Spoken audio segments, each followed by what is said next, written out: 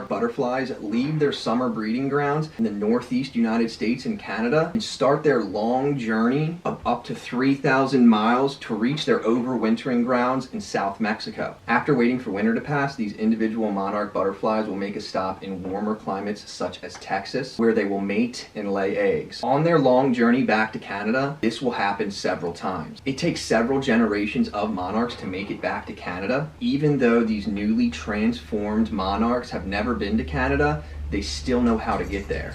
They have an inborn tendency that is guiding them. Unlike monarchs, humans do not have this inborn tendency to guide us through life. But what we lack for in inborn guidance, we make up for with our ability to adapt to our environment and learn new behaviors to help cope with constantly changing circumstances.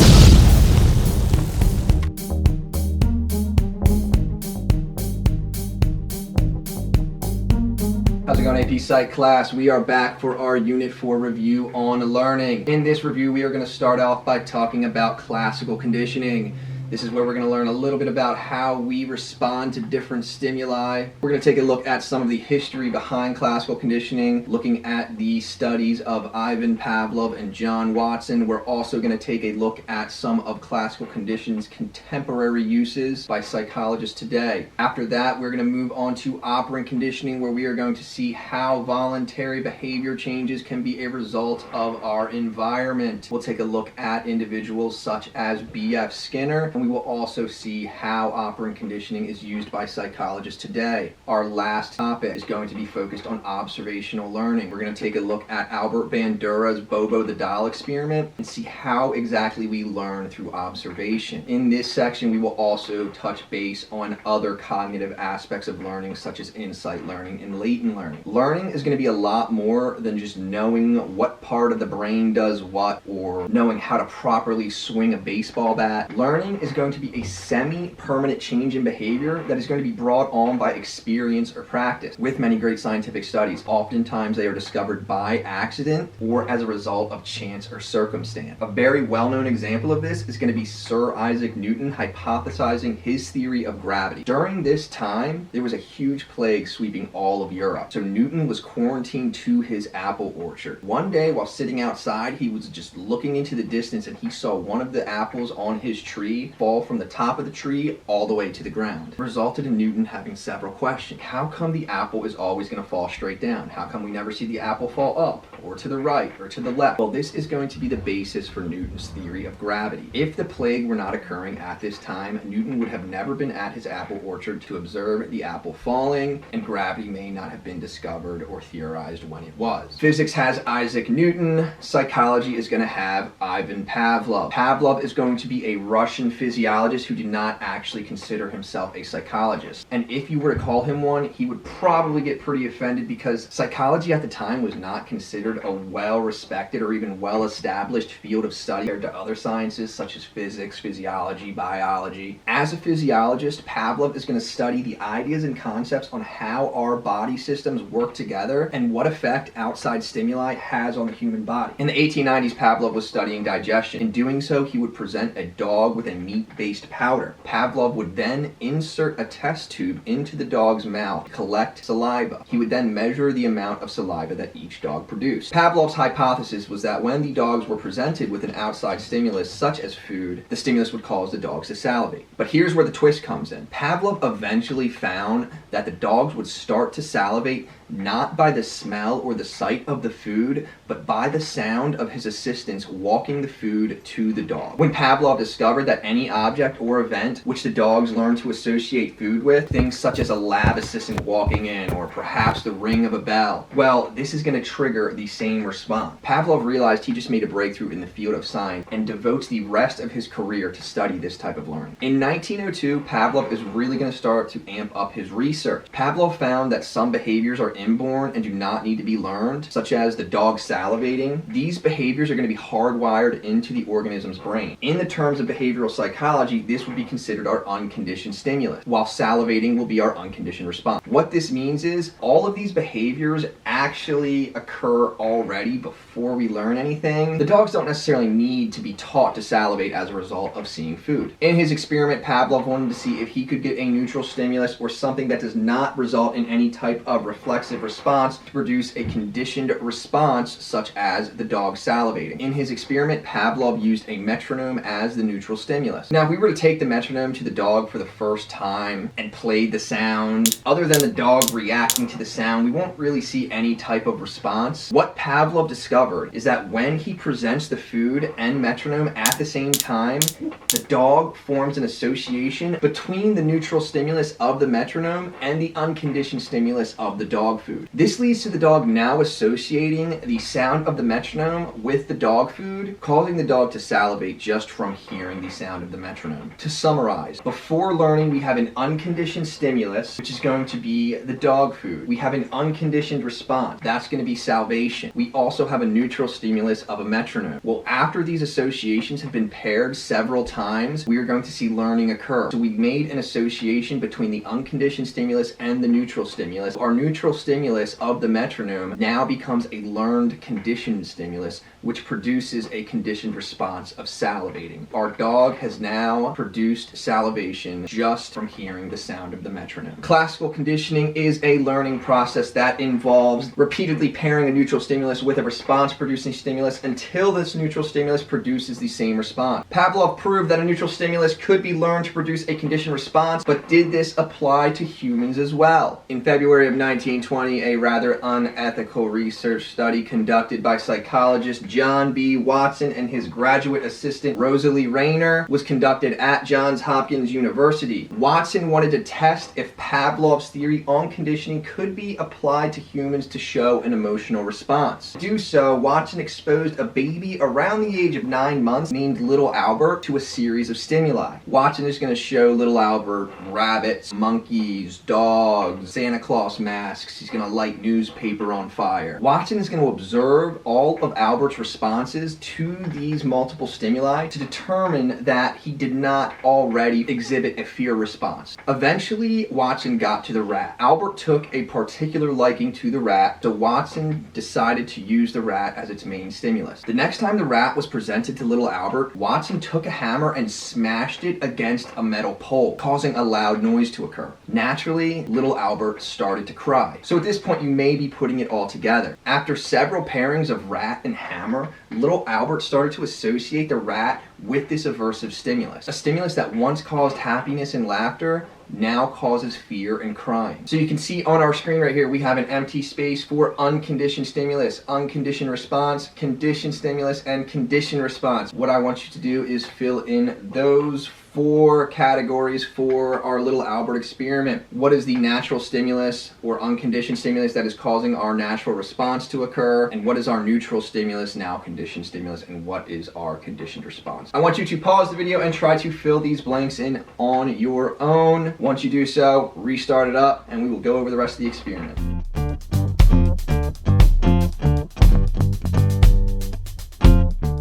Remember, the unconditioned stimulus and the unconditioned response is going to be what occurs before learning. For Little Albert was conditioned, what made him elicit a fear response? The loud bang of the hammer striking the pole is what made Little Albert cry. This is a natural reflexive reaction to hearing an aversive stimulus. So our unconditioned stimulus is going to be the hammer to the pole, while our unconditioned response is just going to be how does Albert react to this stimulus? Well, he cries. After this pairing has occurred several times in quick succession, Watson states that learning has occurred. Albert has now associated the loud noise with the rat. Our conditioned stimulus, which occurs after learning takes place, would be our neutral stimulus of the rat, while our conditioned response is going to be Albert crying. The conditioned response and the unconditioned response are always going to be very similar, if not the same type of response. Watson also came up with the idea of stimulus generalization and discrimination. Watson found that after being conditioned mentioned, Albert showed a fear response to stimuli that was similar to that of a white rat. So all white furry things would elicit that same fear response. A question that is often asked as a result of this study is, did Watson create a long-lasting fear response in little Albert? Over the next few days and weeks and months, Watson had little Albert return to his lab at Johns Hopkins for follow-up experiments. Watson found that after 10 days of the initial conditioning, Albert's fears of the rat dramatically decreased. This is going to be the idea of extinction. Today, classical conditioning is still studied by behavioral scientists. However, we have learned a lot more about conditioning since the years of Pavlov and Watson. Today, we know that there are some cognitive aspects of classical conditioning that behavioral psychologists may have overlooked. In 1968, we have a cognitive psychologist named Robert Rescorla. He is going to test the reliability of signals and outside stimuli in regards to how we process classically conditioned responses. Rescorla is going to run an experiment where he has two groups of rats. In one group, which would be our control group, the rats are going to have a shock tone pairing. What's going to happen is the rats would hear the tone go off. This could be something as a subtle, and then they would receive a brief electric shock. These rats are going to form an association between the tone and the shock and learn to have a conditioned response of fear to the sound of the tone. On the other hand, our second group of rats, they are also going to receive the same amount of tone shock pairings. They are also going to receive some random shocks with no tone pairings throughout the study. This would be considered the experimental group. The rats in our experimental group end up not forming an association between the tone and the shock because these rats are receiving less reliable information. Rats in both groups were seen to be actively processing the reliability of the signals they received, leading to a cognitive influence in conditioning. In the 1950s, a scientist by the name of John Garcia tested how the concept of taste aversion was related to classical conditioning. Garcia is going to give a group of rats flavored water. He will then poison that flavored water. Man, I feel so bad for rats in these studies. They're always getting toyed with.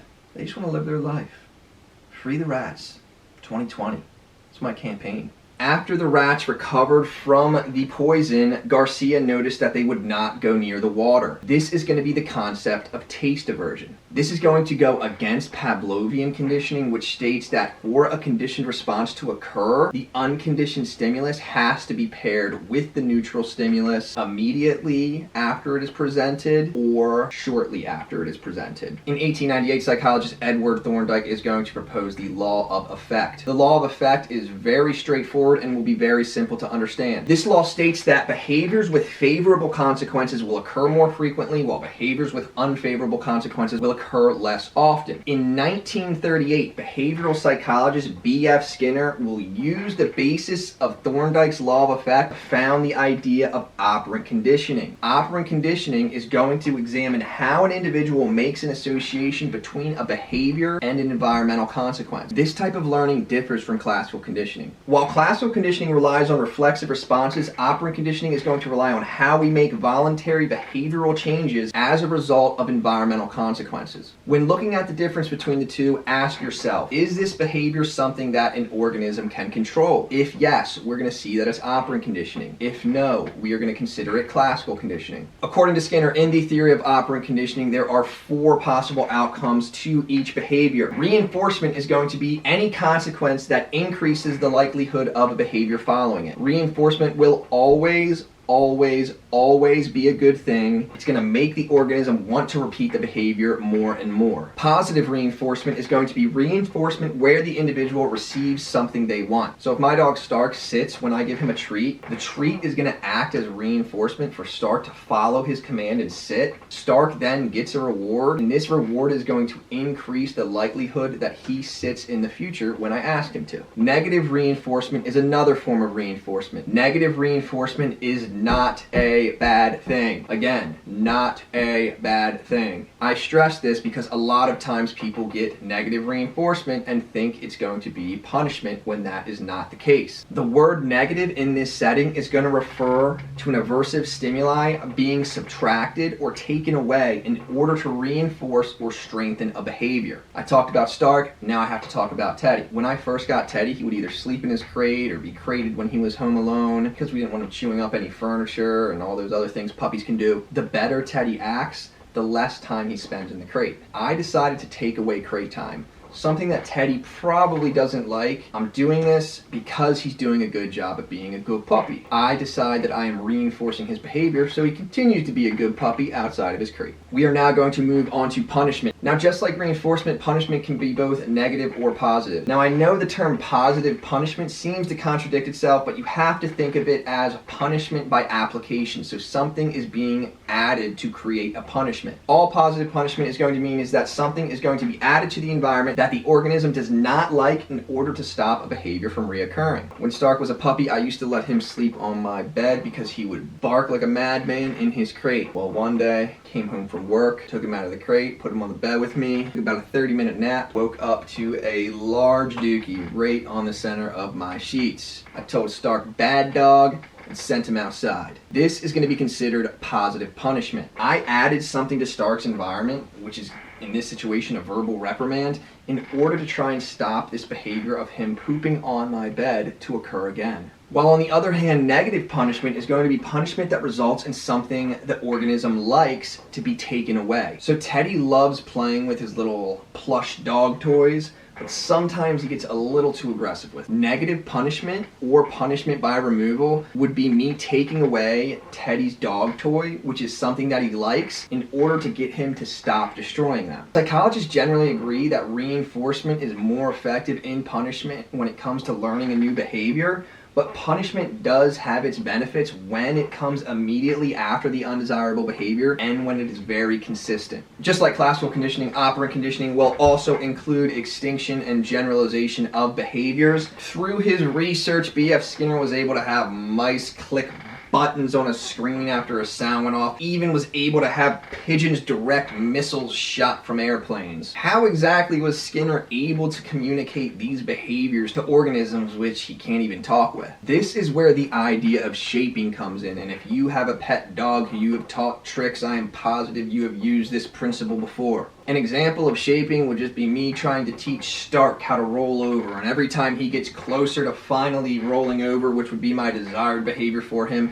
I would give him a treat or some type of reinforcement. The whole theory basically states that by reinforcing these approximate behaviors, eventually the desired behavior will be reached. Reinforcement can also be completed through the use of different reinforcement schedules. This is when reinforcement will not be given every single time after an appropriate response. This is done to cut down on extinction of reinforced behaviors. We have 4 different reinforcement schedules we're going to take a look at. The first one is going to be a fixed ratio schedule of reinforcement. This is where reinforcement is given after a set amount of correct responses. So think of a local sandwich shop. You go in there, you pick up a sandwich, they give you a little wallet-sized card, punch out a hole, and they say, after your 10th visit, your 11th sandwich is free. Well, this would be an example of a fixed ratio reinforcement. You have a set number of correct responses, which are 10, until you get that reinforcement of a free sandwich. Variable ratio is going to be reinforcement that is given after a random amount of correct responses. The easiest way of looking at this is looking at a slot machine. I could go to a slot machine and I could put my coin in and do a little thing, and I could get money after 3 turns, and it won't be till my 50th turn that I win again. Then I could win 4 turns in a row. It's random. The reinforcement is going to occur randomly after a set amount of attempts. Our next schedule of reinforcement is going to be fixed interval. Interval is going to be dealing with a set period of time. So for fixed interval, this is a reinforcement schedule that is going to reinforce after an allotted amount of time. If I gave you a pop quiz every Friday at the beginning of class, chances are by the time Friday got closer, you would start to study some of your notes to make sure that you are prepared for the quiz. This would be the reinforcing behavior as a result of the fixed interval schedule. Variable interval is going to be our 4th and final reinforcement schedule,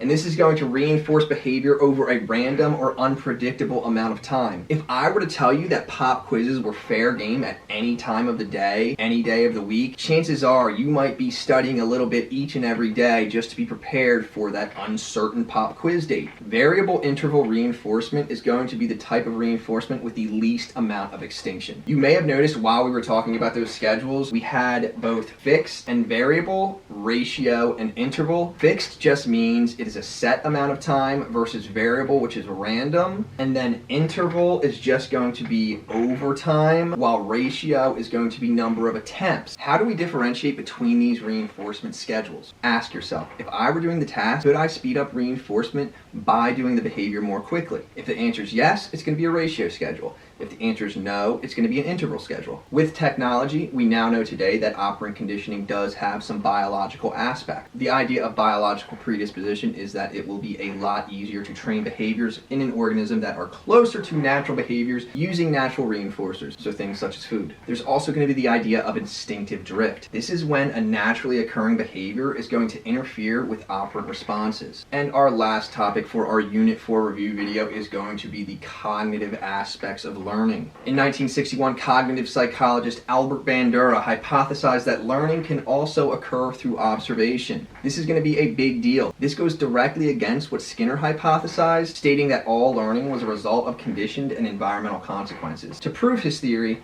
Bandura had children placed in a small room where they would observe an adult attach a large Bobo doll that looked something kind of like this. It's that type of doll you can like pop it in the face and then it goes over and comes back up at you.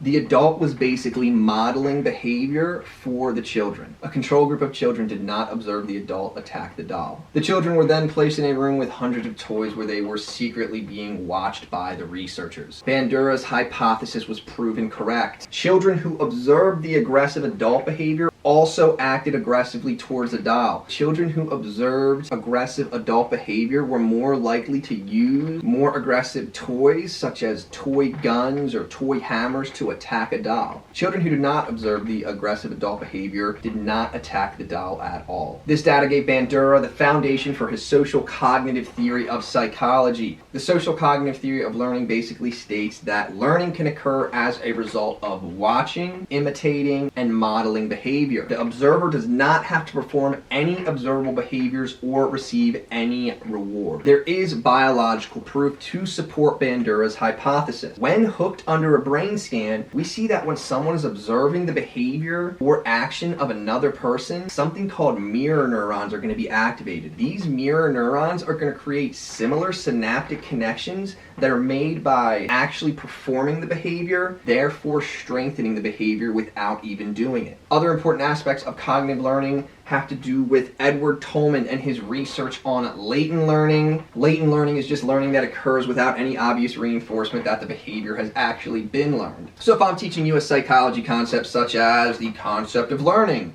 you may learn this concept by watching this video, but not show this learning until you're needed to, like when you answer the FRQ question. Which brings us to the next part of the video. So that is actually it for our Unit 4 review. Moving on to our FRQ. Good luck.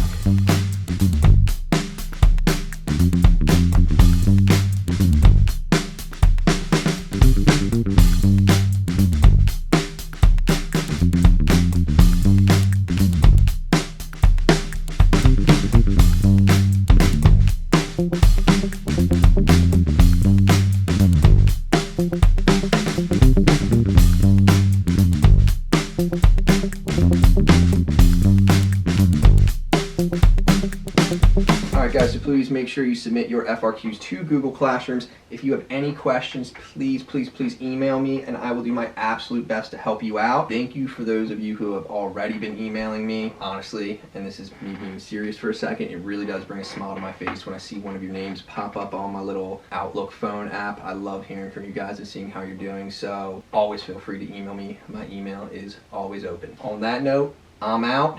Deuces.